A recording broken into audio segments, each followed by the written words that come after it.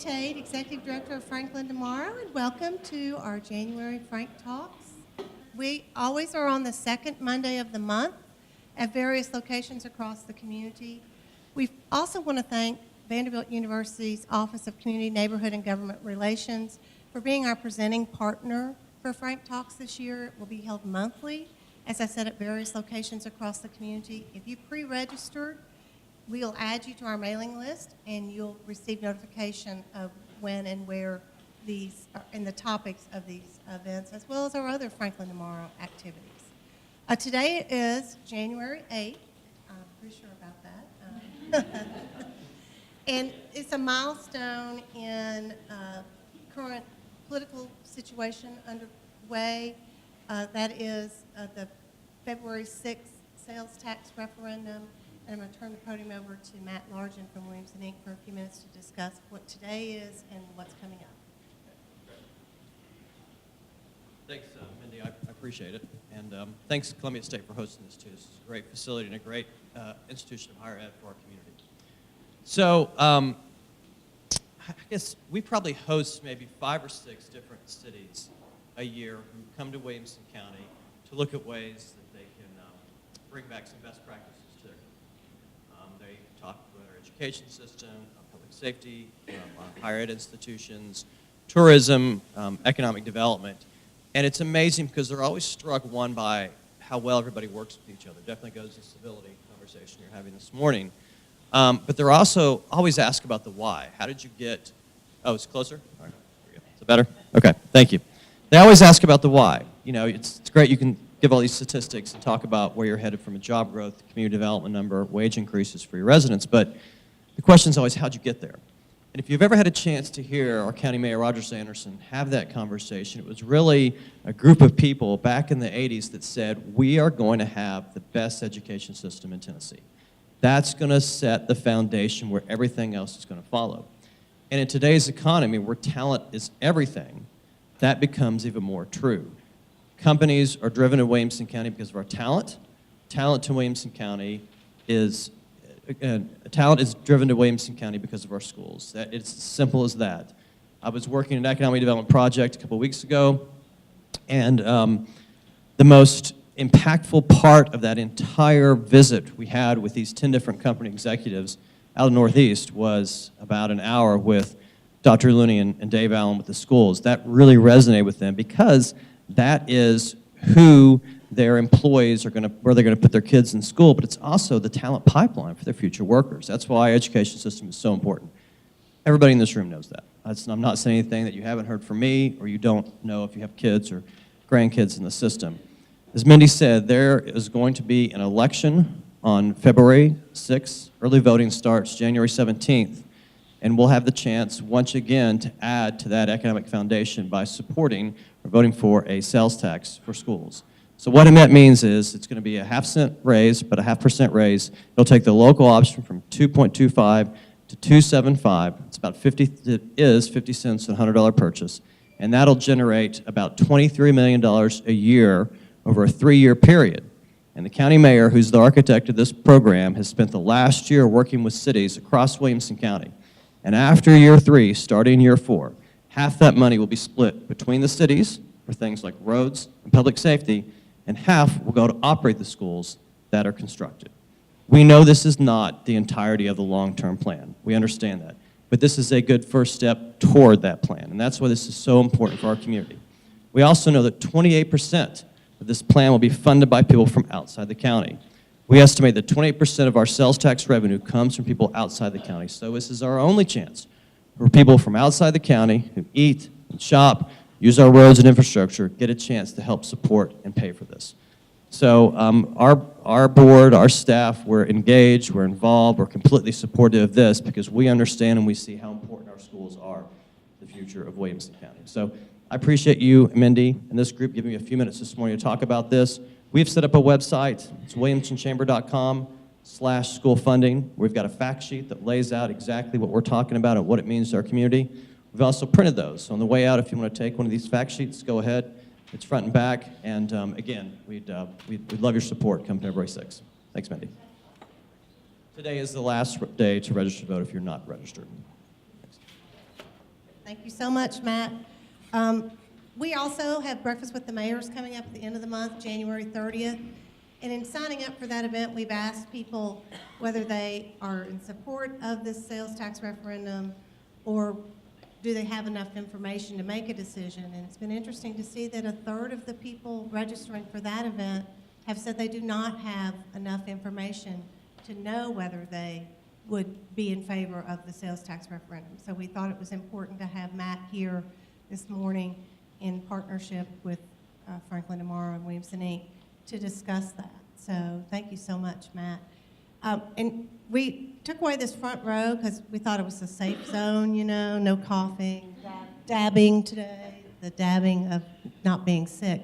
We're going to move over here to the table, and I'm going to invite Jim Brown to join me. Jim Brown is the State Director of the National Federation of Independent Business. And an interesting topic that you've been interested in for a long time, I think. But I love what your card in the back says, don't believe everything you think. And that is sort of the basis of today, right? Is that a good place to start? Yeah, the bumper sticker, right? First of all, thanks to Mindy for having me, and Franklin tomorrow, and Columbia State, first time here at the facility. What a great place. And Lynn Maddox, wherever you are back here for sponsoring this event. It's really good to get the community together. I was just talking to my friend David McQuitty. When I was a junior and senior at MBA, Montgomery Bell Academy, we would come out to Crockett Springs. Remember, it used to be called Crockett Springs National Golf and Athletic Club. And there were a couple of houses and farms, and you come out here now and you're like, oh my gosh, Williamson County.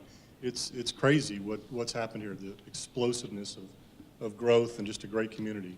I just want to say hello to a couple of friends. Obviously, the mayor's here, good to be with you again, and does a great job up there. We see him up at the legislature. I'm the state director with NFIB. We represent small business, about 6,000 small businesses in Tennessee. Got a little bit of a cold. I know I freaked Mindy out here. I emailed her yesterday. Oh my goodness, yesterday. I just wanted to let you know in case things went south.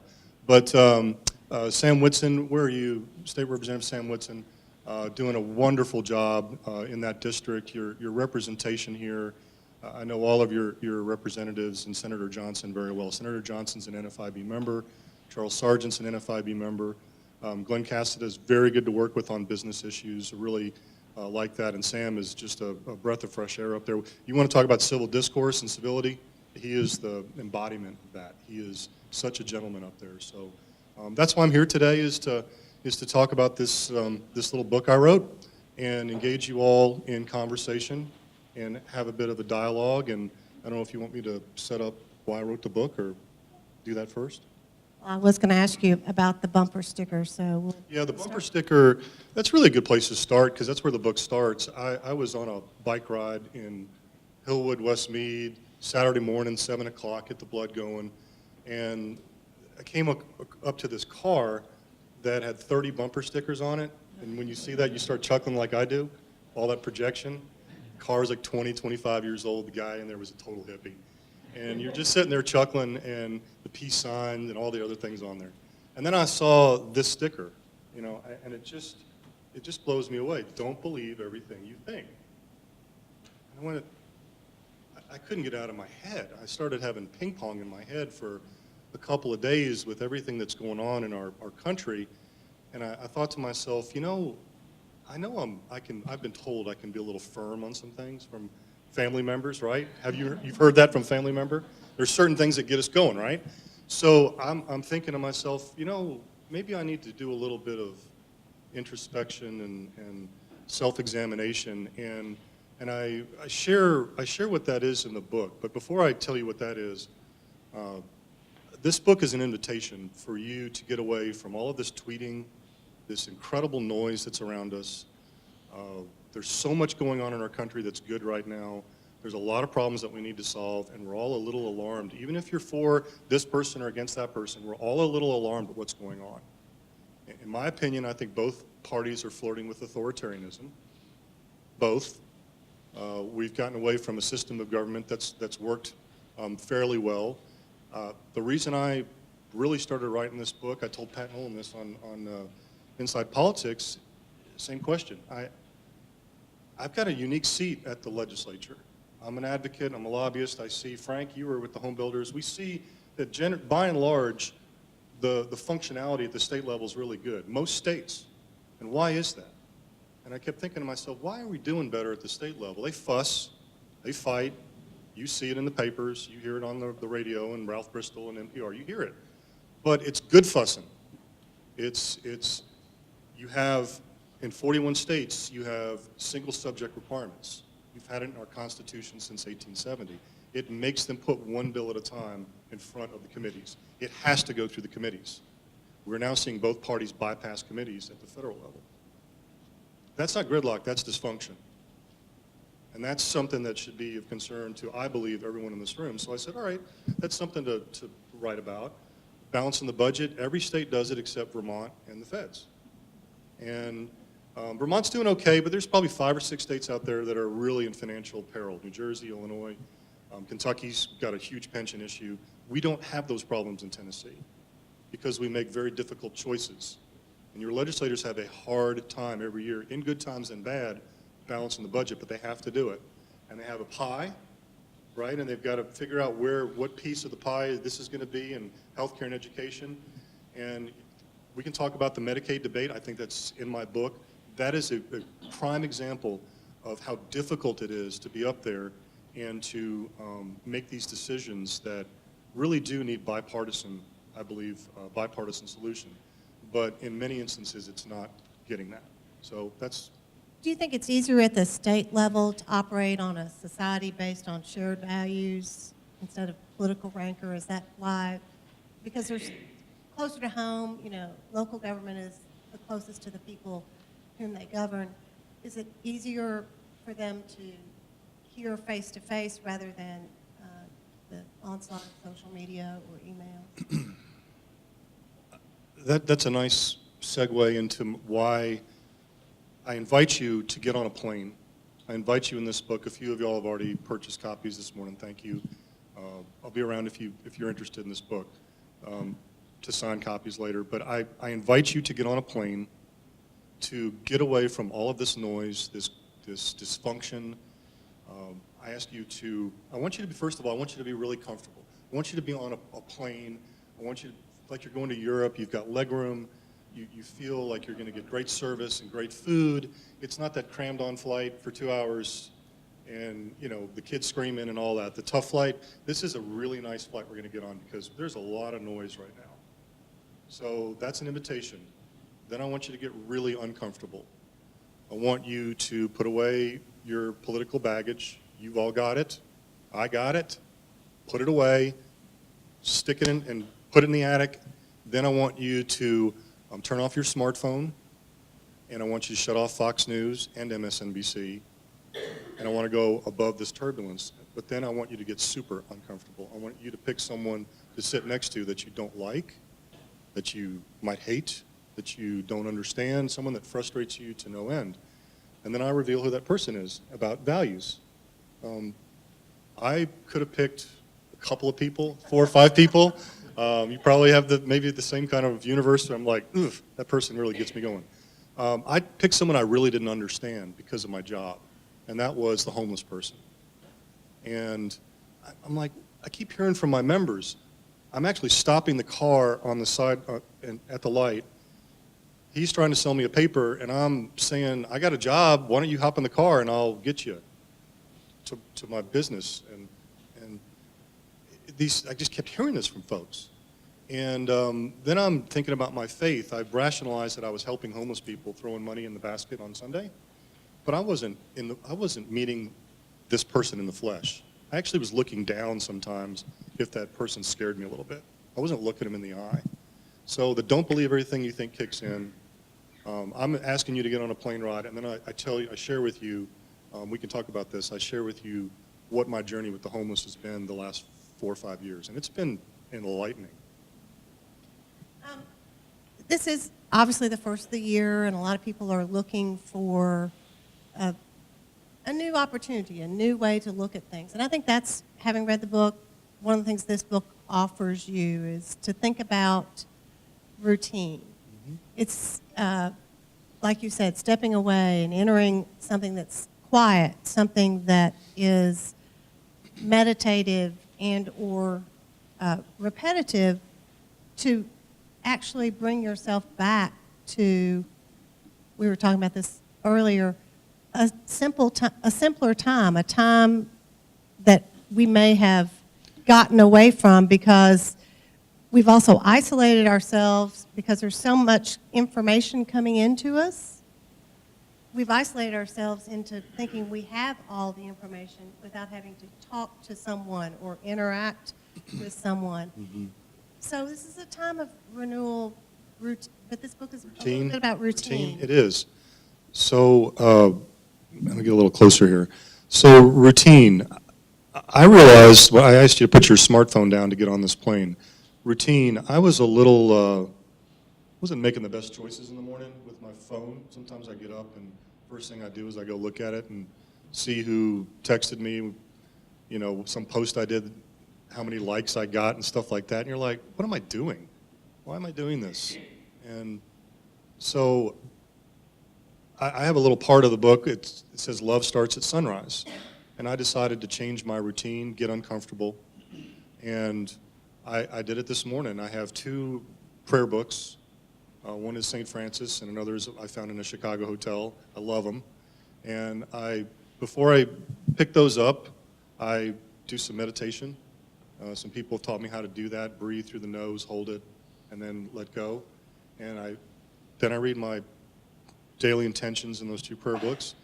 And then I hear it 3, 6, 10 times a week. I'm so sorry that happened to you. I'll keep you in my prayers. Do you do that? I did sometimes. Sometimes I remember at night, but I intentionally do that in the morning.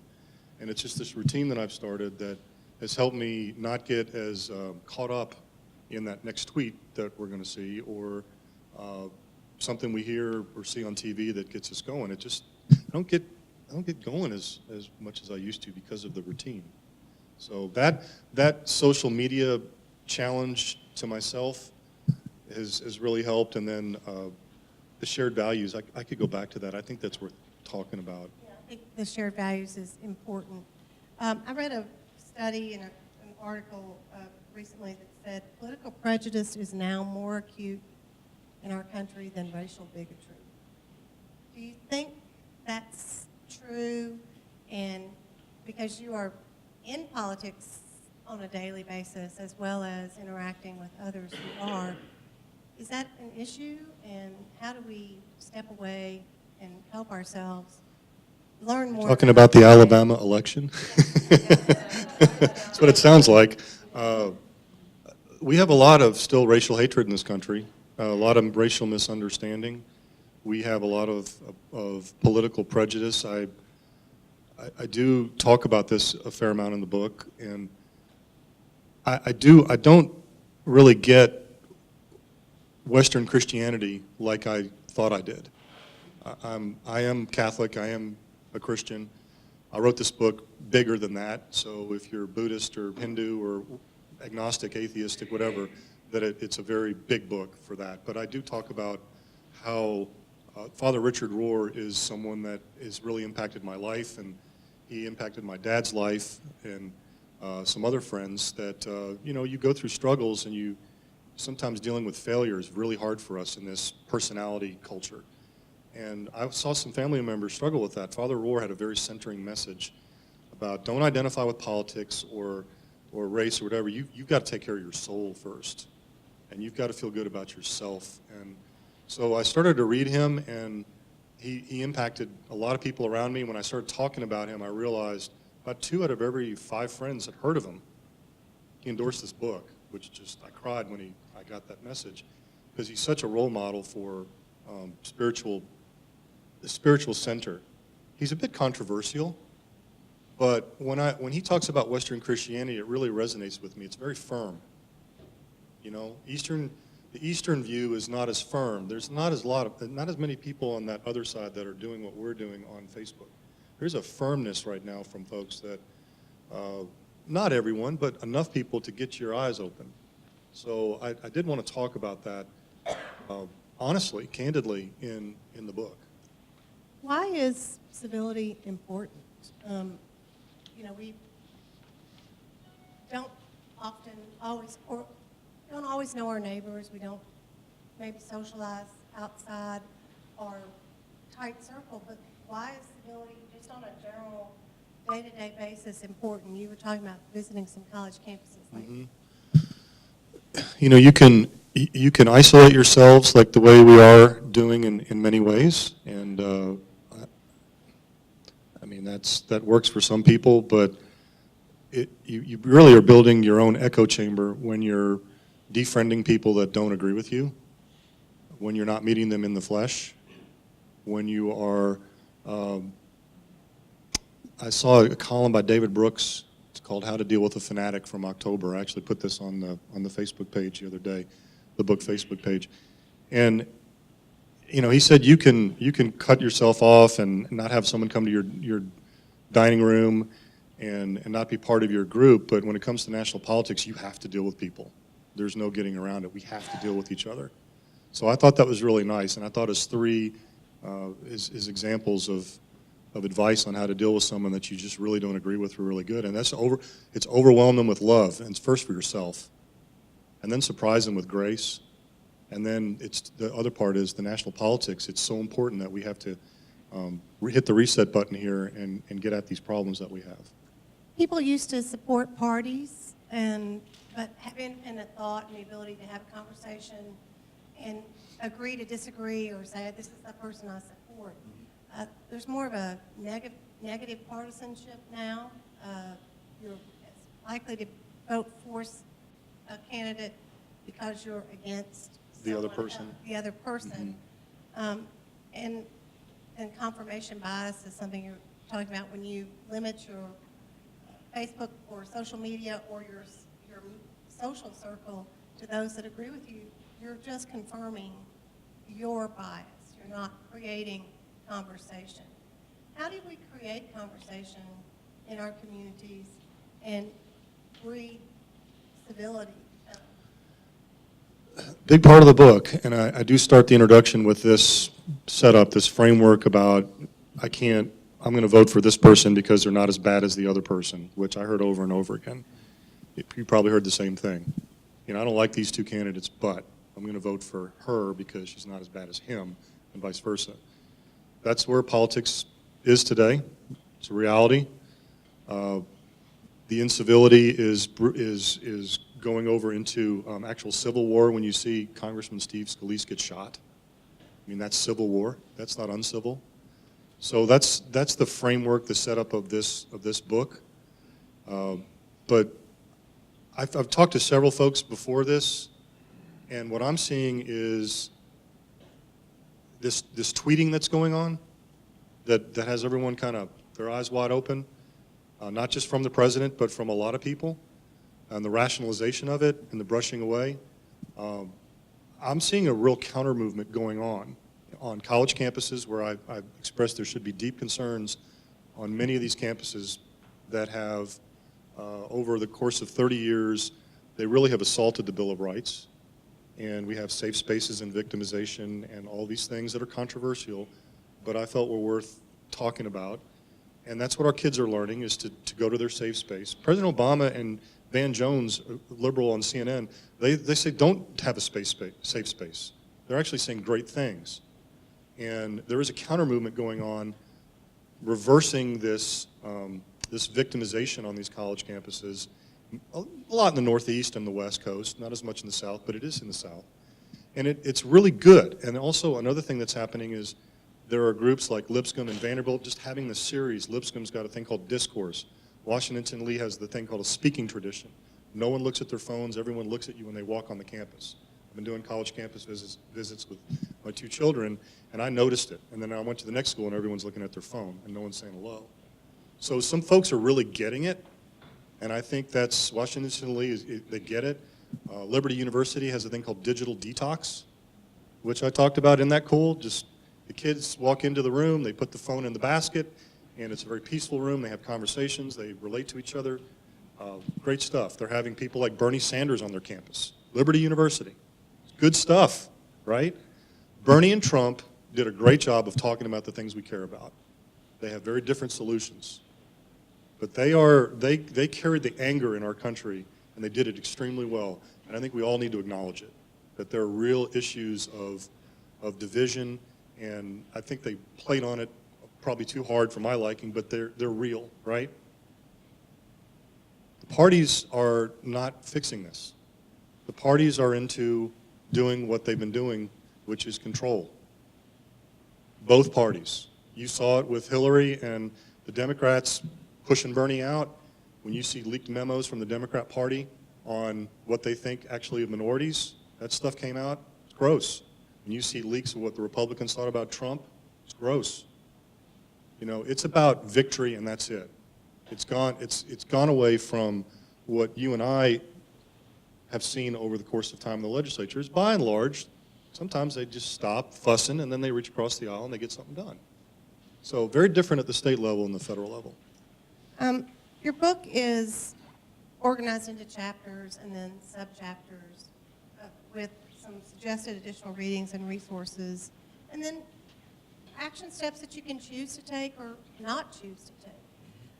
But there are 4 major strategies in the book. Can you talk a little bit about those individually? Maybe identify them, and then let's talk about them individually. Sure. Okay? So serve regularly is basically chapter 1. If you go to my website, the book website, endingouruncivilwar.com, there's a tab called resources. You're exactly right, Mindy. I did not want this to be a rant book. I wanted this to be a, wow, I like a lot of what's in here. What do I do about it? So each chapter has a summary, and then an action steps, and then a contemplation. And what I'm hearing from people who've read the book is they like that. And then on the website, serve regularly, grow spiritually, protect speech, reform the government. I originally wrote the book, Reform the Government was the first chapter. And a very smart, wise girlfriend, Maureen, told me, she goes, no one wants to hear you talk about reforming the government until they hear about you and your story and your journey, your lessons, your failures, your victories. They want to hear about you. And so I stopped in the summer and I put aside the way the book was structured. I put that at the end because that's really what's closest to me, being at the state legislature. But I talked a lot more about the service and the spirituality and the speech protection that both sides, I hope, will advance here in the next few years. So serve regularly. For you, that meant, and has turned out to be in part, some of what you were talking about, sitting next to the person you'd be uncomfortable with, working with Nashville's homeless community. Talk about your work with Room in the Inn and why that's important and how you're sharing that with your children, but also your friends and business associates. Yeah, thank you. My wife had cancer in 2007, leukemia. She died in 2011. I'm raising kids on my own. I see the bumper sticker a year and a half after that happens, and I got mugged by a homeless man right about the time I saw the sticker. And I'm also just told you about this why aren't you going to work thing I keep hearing. So this is where I am. This is the place where I am with the homeless person. My son comes home one day and says, I need service hours for school. What am I going to do? And I'm like, what about Room in the Inn? And it just came out of my mouth. And he said, well, all right, that's fine. So every Sunday night from November to April, we go down and we serve the homeless. They're guests. We call them guests. And I've gotten to know, it's anywhere from 175 to 450, 500 a night. And we check them in. I do it at the church at Christ the King as well on Wednesdays, sometimes as an innkeeper or feed them. But I've gotten to know them, and it's, if I could read just something here that really was, this is the eureka that I had. And this was in year 2 of serving the homeless. You know, my favorite job was to check in the guests and ask them what they needed that night. Shower, clothing, laundry, like a good lobbyist does. I remember their names: Randy H., Winston W., Clarence S., Mary W., Ingrid H., and many more. As they would approach and start saying their names, I would say, hello, Clarence, how's it going? And he'd go, how do you know my name? And I checked you in last week. Do you need all three? Yeah, hey, thanks. Thanks a lot. Hey, is your name really Jim Brown, like James Brown? And I'm like, it sure is, brother. Just like number 32 for the Cleveland Browns and the godfather of soul, I stunk at football, but I've got a smidge of rhythm. Let's catch up later. Hell yeah. Clarence and I are friends. Later, Clarence and other guests started telling me about their problems. It's just hard to get going. My husband gambled it all away, and then we lost our house. No one will hire me because of my criminal record. I really want to work. I never got over the war. I don't really sleep. I was abused sexually by my dad when I was young. I can't seem to get to the career center on time. I don't have a car. My doctor says my cancer is advancing, and probably because I couldn't get to see him sooner. I failed out of school because I partied way too much and wish I could go back. That's Winston. I'm bipolar and I keep losing everything. So amid these difficulties, most managed to smile. Most said they had hope. Some asked me to pray with them. Some would come up and tell me something good that happened that week, a new job, a new home, being reunited with family. Many of these people were much happier than some of the successful people I knew. My heart was melting. Sunday nights at Room in the Inn became my favorite time of the week. Don't believe everything you think. And so this started going into other parts of my life. Lobbying bills. I'm a business lobbyist. I just went to lunch with the AFL-CIO guys, the union guys. We had a blast. Look, I hate 80% of your bills, but what's the 20% we can work on? We figured that out at lunch. So, and these are good guys. So probably wouldn't have that opportunity if we didn't break bread and see each other in the flesh.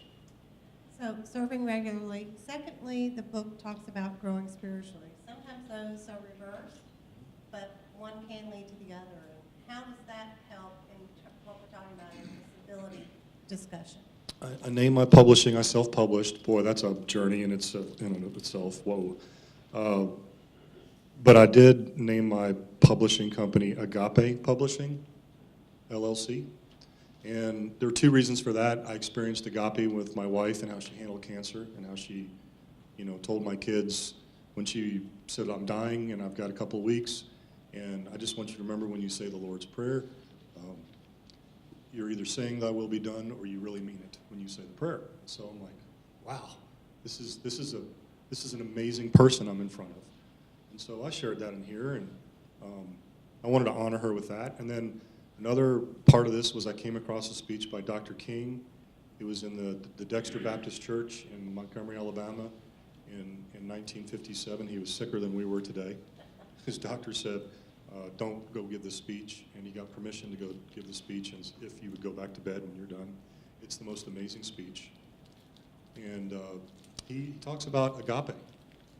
And there's agape, there's eros, there's the physical love, and some of these things are not in the New Testament. Agape is in the New Testament. Eros and philia, brotherly love, storge, love of family, and agape. And he says agape is loving the person that you hate the most.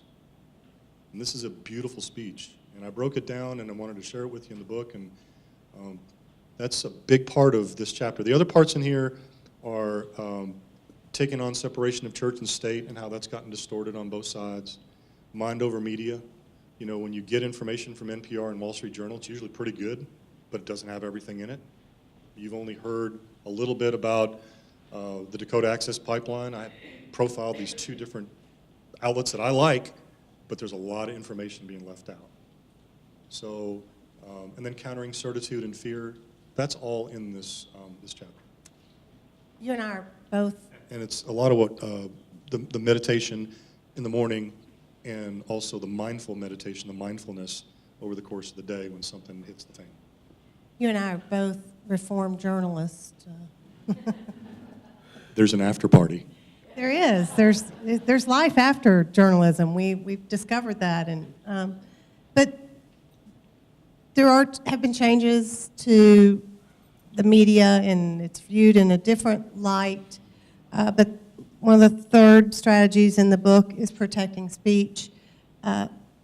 Let's talk a little bit about protecting speech and understanding conversation with that person that you don't agree with and how to bring civility to those conversations. Let's talk about that a little bit. How many of y'all heard about what happened at Middlebury College in Vermont, if you don't mind raising your hands? A few? You're going to like this. You're going to find Middlebury College, like 5 or 6 maybe. Start the book with what happened there. There was a very controversial author. I've read some of his books. He's Charles Murray. He's a libertarian, and he showed up to speak at Middlebury, and the lady who was one of the professors was going to really quiz him and get on him about some of his theories about race. Never had the conversation. There was a riot. You know, and the kids screamed for 20 minutes, and then they chased him out the building, and they physically assaulted both of them and put the professor who was going to challenge him in a dialogue in the hospital. And Allison Stanger is her name, and she wrote a beautiful op-ed in the New York Times talking about this has gone way too far, and you know, these kids are out of control, and we need more accountability to protect speech. So that's an extreme example of it, but I show you on college campuses what's going on. It's disturbing. I just kind of lifted it up. The good news is it's heading in the right direction. There's a group called FIRE, the Foundation for Individual Rights in Education, and they rank speech codes, basically the Bill of Rights, in about 440 schools, and 49% were red light speech codes. It's now down to 40%. Big move in the right direction because a lot of alumni are not giving to these schools. A lot of the alumni are protesting. Some of the kids are protesting. They don't feel safe talking about issues with other students. So there's a counter movement going on that's awesome that you're not hearing about that I encourage you to be a part of here. Are you worried about a society where there would not be a media? If I do a second edition of this book, I will put more in about fake news. I don't like hearing the word fake news because you all know and I know that there's bias everywhere. We all have biases. The media has bias. Dan Rather, I went to hear him speak about a month and a half ago for his book. It's a very good book, What Unites Us. Dan Rather talked about this with John Meacham, who's in my book. And he said they used to joke about us in the 50s that CBS was the communist broadcast system. And then in the 60s, during civil rights, it was the colored broadcast system. And on and on and on. And right now we have a president calling everything fake news. There's bias in the media. But if we don't have a healthy media asking these questions like many are asking, we're doomed. We are doomed. So we have to have, and what's happened with the media, he did a great job of, his book really does a nice job, better than mine, of showing the unraveling, the corporatization of the media, the unraveling of it, and how we're more into the news and the opinion have merged. And there's not the news and then opinion. It's just like it's the same thing now. And you and I know this, there's a lack of local news or news that is from your community that is perhaps has a bias based in the knowledge of that community. It's hard to find true local news. My kids will wear me out if I say, well, it used to be like this, you know. They don't want to hear that, right? But it was different. There was more substance. Even before we were journalists, you would have a soundbite from, I remember watching some stories from the Vietnam War. They would hold up the mic for a minute and a half to someone, and you would hear the whole thing. Now it's 7 seconds, if that. You know, when I do a story on an issue about a small business bill, I'll talk to them for 10, 15 minutes, and I'll go watch the news, and I'm like, huh, that's interesting. You know, it's sometimes the stories are more like narratives as opposed to letting both sides speak. The FCC used to require 50-50 back in the 80s. Fairness doctrine. The fairness doctrine went away. So then the corporatization. So I don't touch a lot on that, but it is a huge issue for us. So given the way things are, my book is more about how to process media and go in and look at NPR a little differently. Good source, but I need to go to the other side.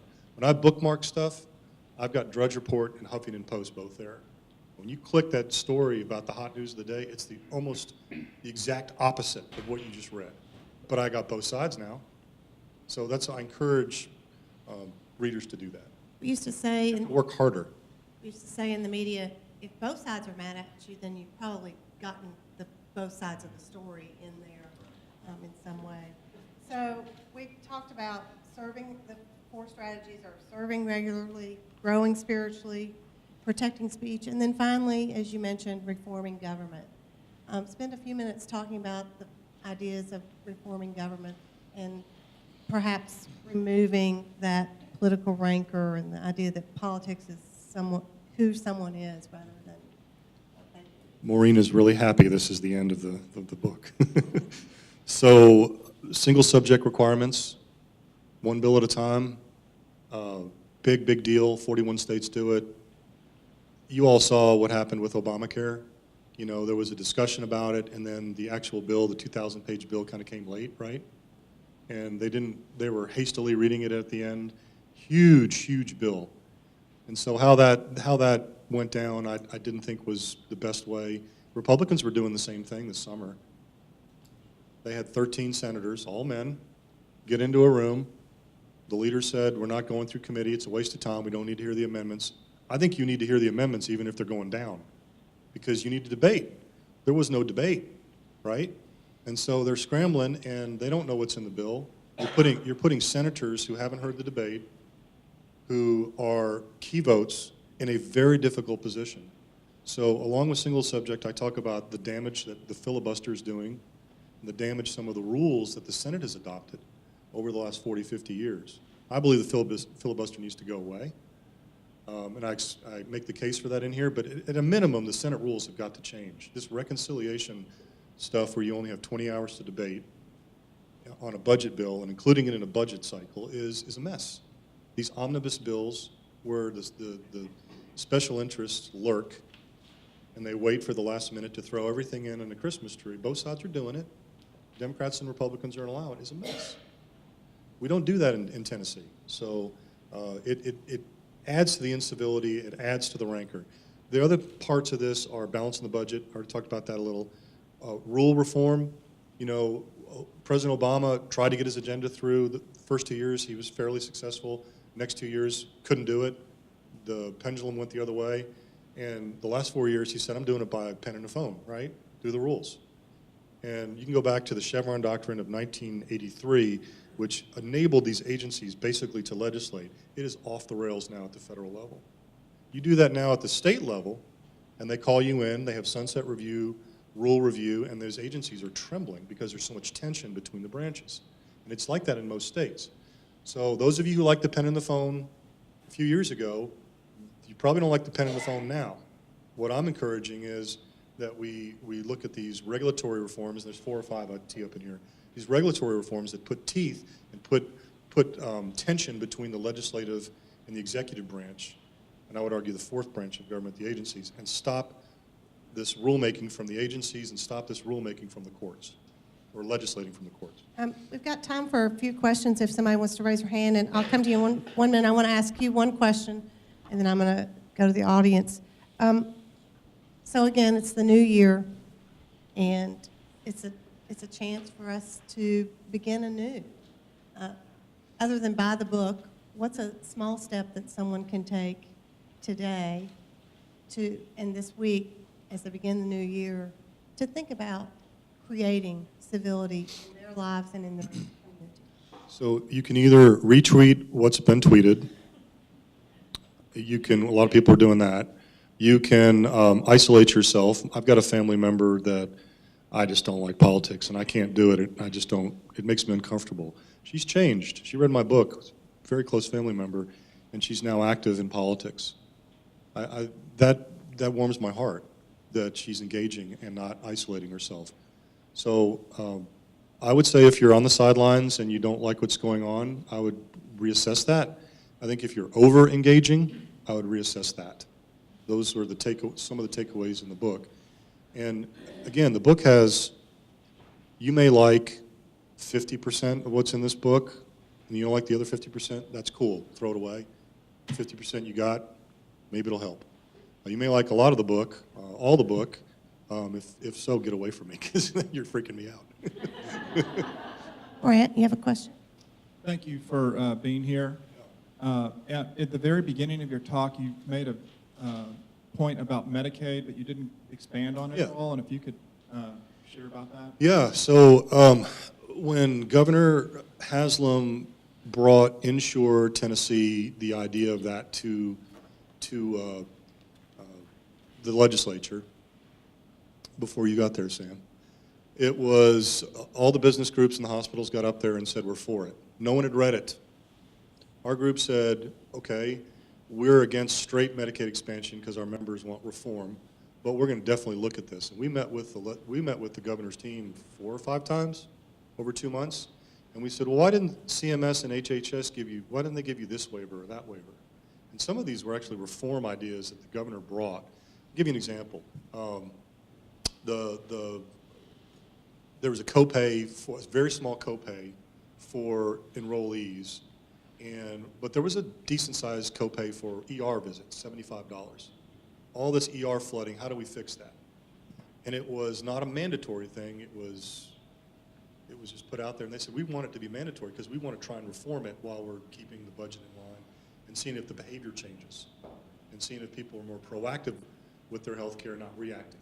So that a lot of those reforms that they asked for, they didn't get it. And the state didn't become a lab.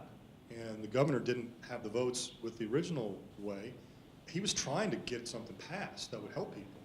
That was a great example of maybe, the feds give a little bit of rope, and we'll take a little bit of rope, and then there's a little bit of oversight and accountability. On Obamacare, that was, you had 3 or 4 great ideas from the Democrats to, this devastation that people experience from a catastrophic situation.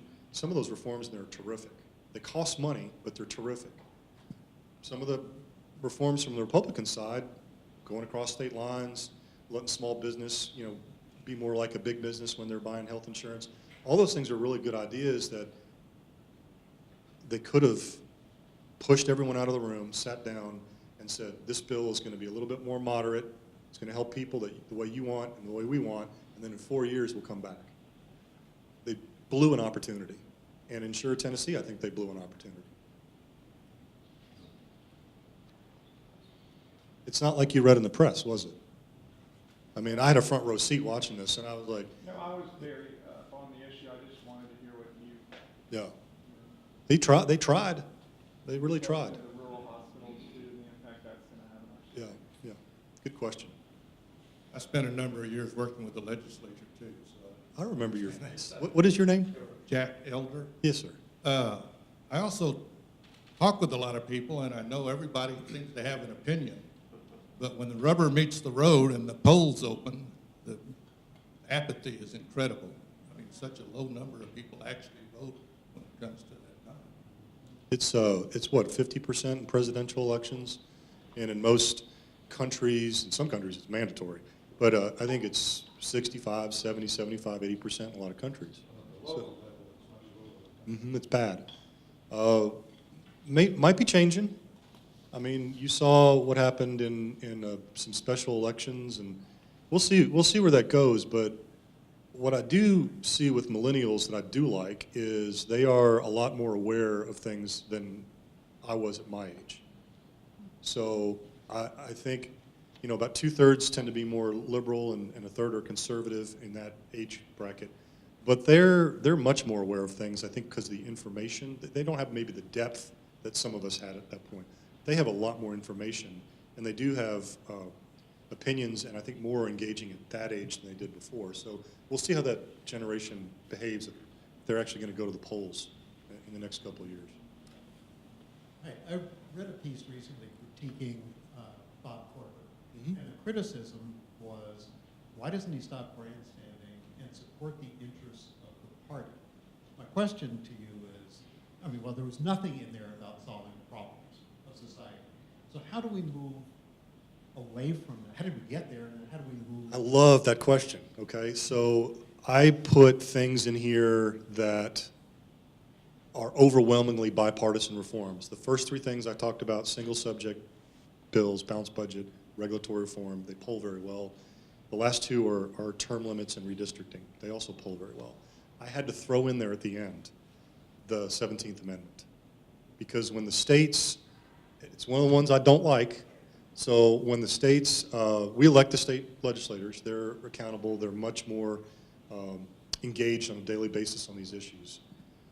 I believe that we've gotten into big money politics and special interest politics because the 17th Amendment went away. And they're less, the senators are less accountable to their states than they used to be. So even if I don't like what a senator in this state's doing, if that state wants that, the legislature used to go, you're coming back home. You know, there's always that tension. So, and it's rough and tumble. But I think, and I tie into Bernie's Citizens United thing. If you want to reform that area, and it's not bipartisan enough, I just had to throw it in there. That's something for us to consider. By the way, Senator Corker is an awesome man. When my wife passed away, I was in Nebraska at the World Series with my kids, and he called and he left a 5-minute voicemail, like heartfelt. I'm so sorry this happened. Just a grand man. We have time for a couple more questions.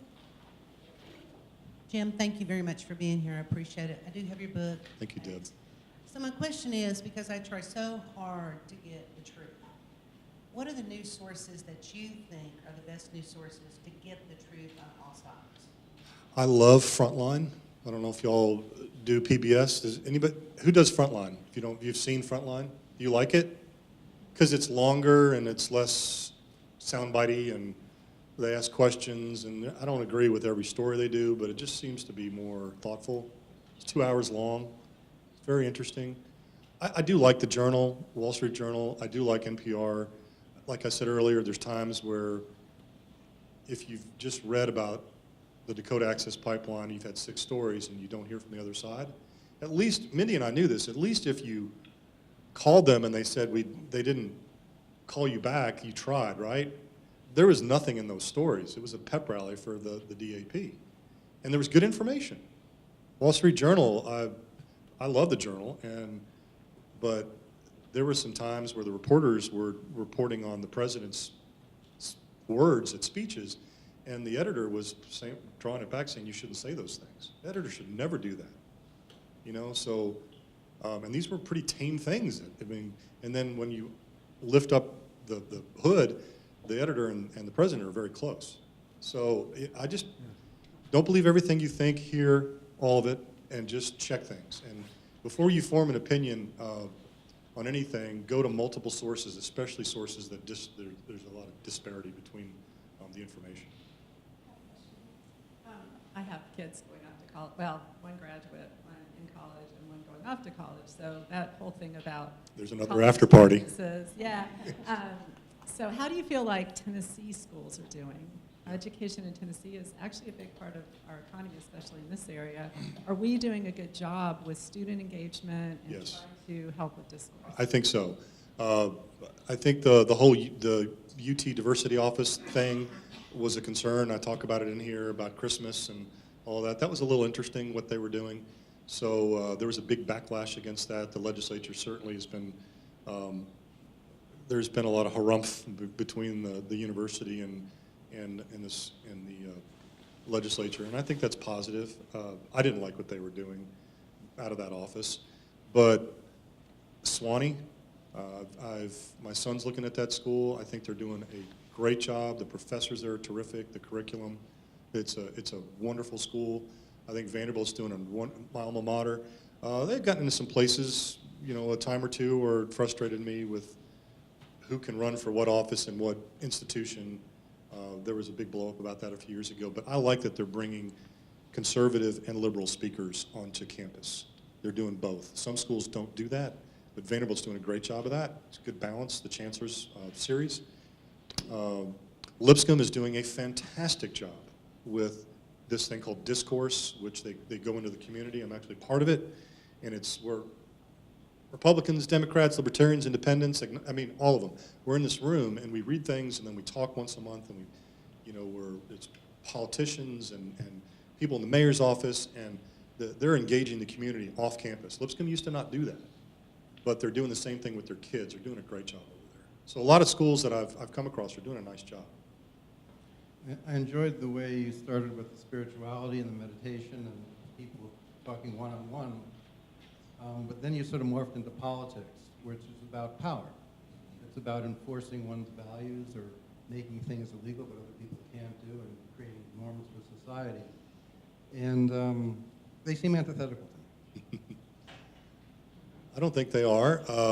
Say more, if you don't mind. When you're at one in the forest or in church with your God, you're trying to do, open yourself up, be of service, perhaps perform God's will if you can see it. And Okay. that's an individual pursuit. It's not one in which society is pulled together. It's much more efficient to use tweets and Facebook to get the people together to vote for particular candidates. It's necessary. If one ignores the reality of the cell phone and the sound bites, then one's effectively cutting oneself out from the political process and the power. I'm not suggesting there's an answer to this. There's a challenge in meeting both one's personal goals, personal spiritual goals, and making an effective society. So, all right, awesome question. There are times, I've had my morning routine, and I get down to the legislature, and a legislator will say something that wasn't very nice and really get on me, and almost like hunt you down kind of talk. And it's happened. It doesn't happen a lot, but it does happen some here. And I can think of a few instances right now where I'm like, I have to leave the building, and I have to go do the mindfulness right now. This person that I'm starting to think is my enemy and is really ticking me off, there's something going on in their life that I don't like. It's Republicans and Democrats both have done it. And I was like, I need to get away from this for a little bit and just go recenter. And so that's how I do it, because I know that these issues are important, these solutions for healthcare that we're talking about. We have to figure this out. How we're doing it isn't working, but this book is more about giving you some tools individually to work through situations like that, but also maybe some movements that are going on that will help the broader picture and the functionality in government that we're all concerned about. Thank you, Jim, so much. Let's give Jim a round of applause and thank him. Let's remember that it starts with us. It starts with us. Yeah. I'm on the board of Gilda's Club. Anyone know what Gilda's Club is? Yay, awesome. So Gilda's Club Nashville is now Gilda's Club Middle Tennessee, and we are coming right to the Williamson Medical Center. It's cancer support. No one should face cancer alone. Everything is free. It's for kids. It's for adults. It's for people who've lost loved ones. Great group therapy. We've just started some individual counseling that is free, 6 free sessions for people. We've been down on Music Row and the Roundabout for years, helping thousands of families a year. Been on the board for 3 years. My wife went through, really benefited from it. I benefited from it. My kids did. And we'll be on the 2nd floor of the new Provision Proton Therapy Center. Starting in about 2 months, we're going to do some groundbreaking. Wonderful people. And if you come across a cancer situation and you need support, you're going to have it here in Williamson County. So very excited about that. Great news. Again, thank you, Jim. And remember, it starts with you. And part of that is you being here today to learn and to hear opinions and to talk with people who may not share your opinion. Don't believe everything you think. And we encourage you today to go out and say hello to someone that you don't know and to smile and have a great day. Thanks for being here, and we'll see you hopefully next month at another location. Thanks.